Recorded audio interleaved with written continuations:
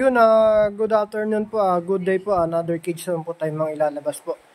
Boss, sa update po niyang kay Boss Plaridel Bulacan po, na mayroon 360 viewing po. Ito po, medyo patapos na po yung cage nyo na ang sukat po nito ay 4 feet yung lapad po niyan, 8 feet po yung 6 feet lang po pala yung pinakahaba niyan. 6 feet po, standard size po yan. Tapos yung taas po niya na 5 feet po. Hindi po kasama yung paa sa sukat. Ito po yung pinaka 360 viewing. Ang ikakabit na lang po namin yung pinaka 360 viewing po niya. Hanggang dito po yan. Tapos yung kagandahan po dyan, mamaya pag okay na po lahat yan, i-collapse na po yan.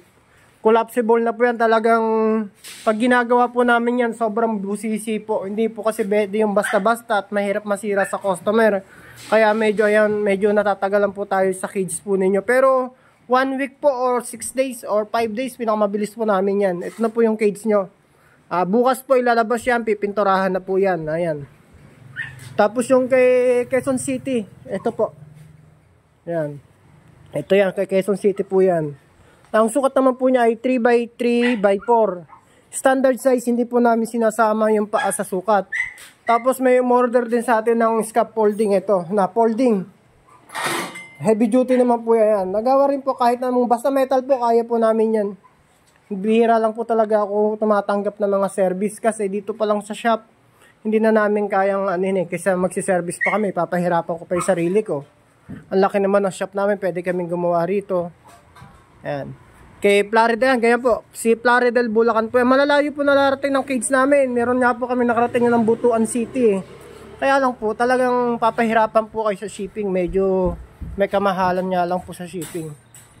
Yan, kay Quezon City. Sila po magsiship niyan. Sagot po nila yung SF. Tapos ito yung hinihintay ko na ilalabas. Baka bukas po ito ilabas. Naubusan po kasi ako ng poop tray. Hinihintay ko lang dumating yung poop tray niya para may pa-ship na. Tapos 3 yung standard namin na pang aso. Ito. Tapos ayun. Tapos yun. Hindi po yun. Wala po yun. Ito yung sa cat cage. Ayan. Okay na po. Ayan. Baka sabihin po ng mga customer natin at wala tayong update sa mga unit nila. Ito, mahal po to. Nasa 26,000 po yan. Sulit naman po yan kasi ang steel matting pa lang po ginagamit dyan. 1x1 na po na galvanize. Isang piraso po ng galvanize po na yan. Yung 4x8, 1,000 na po.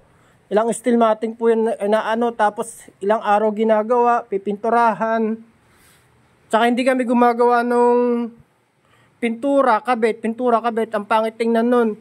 Kami muna, tatapusin namin muna lahat bago pinturahan, tapos mga siding. Ayan. Ito yung lagay ng line feeder niya, poop tray, may sapatos pa yan. Ayan. Tsaka hindi kami nag-i-spot na konti lang, talagang pinupulwil namin. Ayan. Ganyan kaganda yan pag ilalabas namin na collapsible assemble. Ayan, magkakasya yun sa mga close band. Ang laki niya, no? Ayan.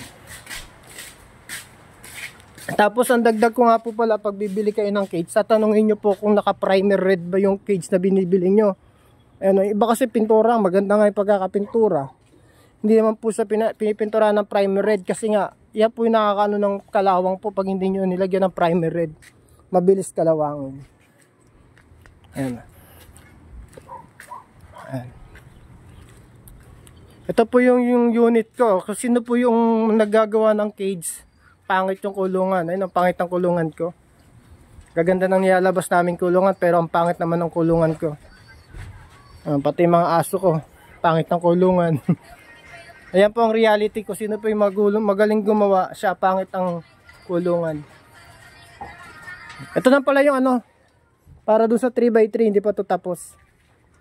Ayan. Location po pala namin ayun, Kapipisa, Tansa, Cavite po.